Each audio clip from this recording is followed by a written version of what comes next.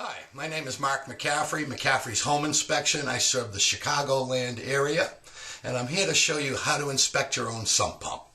So, there are two components of the sump pump. There's the sump pit, which we're going to inspect, and then the sump pump. What we're going to do is we're going to start by unplugging the sump pump so that we don't get any electric shocks. And we're going to go down and we're going to look into that pit.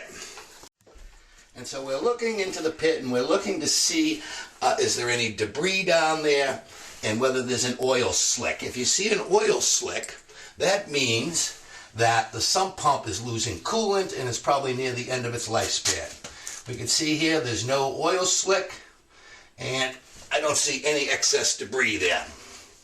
Alright, so the first thing we're going to do on this sump pump is we're going to check the screen, the intake screen. And so what happens is the water goes through a hole that has a screen on it, and quite often that screen will be clogged up with debris, keeping the water from entering the pump. I can feel the screen right there. The screen is open. It doesn't have any obstructions on it.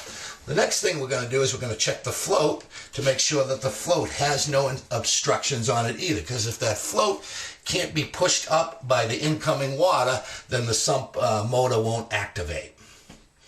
Alright, everything seems to be good here. So what we're going to do now is we're going to plug that sump pump back in. We're going to pour some water in it, and we're going to wait to listen and see and take a look at it and see how it works.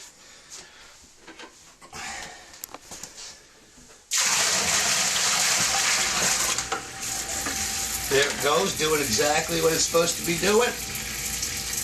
Taking the water out of the sump pit, moving it out. Alright, so that went pretty well. A couple other things you should know about a sump pump. This one doesn't have a battery backup. I would highly advise it. In the event you have a big storm, a lot of rain, a lot of lightning, you can lose your electricity.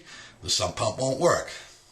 The second thing I would advise is to have a plumber install a secondary sump pump.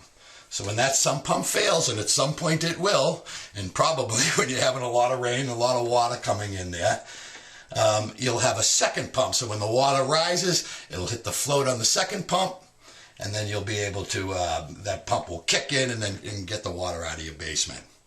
Hope this was helpful. It's Mark McCaffrey. Thanks a lot. Bye-bye.